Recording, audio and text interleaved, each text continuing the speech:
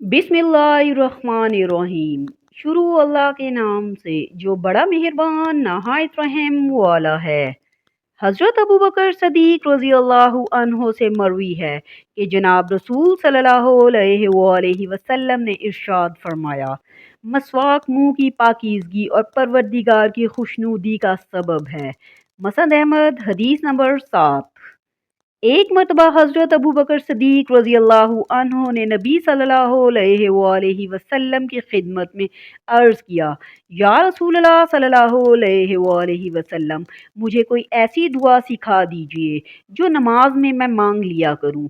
नबी सल्लल्लाहु अलैहि वसल्लम ने उन्हें ये दुआ तलकीन फरमाई कि ए अल्लाह, मैंने अपनी जान पर बड़ा जुल्म किया, तेरे अलावा कोई भी गुनाहों को माफ़ नहीं कर सकता, इसलिए ख़ास अपने फ़ज़ल से मेरे गुनाहों को माफ़ फरमा और मुझ पर रहम फरमा, बेशक तू बड़ा बख्शने वाला मेहरबान है।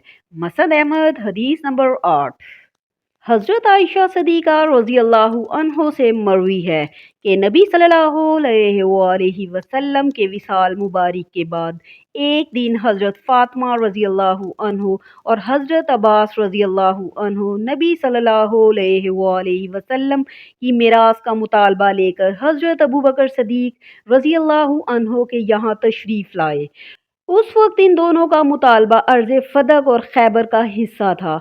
इन दोनों बुजुर्गों की गुफ्तगू सुनने के बाद हज़रत अबू बकर सदीक रज़ी अल्लाहु अन्हो ने फरमाया कि मैंने जनाब रसूल सल्लल्लाहु अलैहि वसल्लम को ये फरमाते हुए सुना है कि हमारे माल में विरासत जारी नहीं होती, बल्कि हम जो कुछ छोड़ कर जाते हैं वो सब सदका होता है। अलबत्ता आले मोहम्मद सल्लल्लाहु अलैहि वसल्लम इस माल में से खा सकती है, और मैं कसम खाकर कहता हूँ कि मैंने नबी सल्लल्लाहु अलैहि वसल्लम को जैसा करते हुए देखा है, मैं उस तरीके को किसी सूरत नहीं छोड़ूंगा।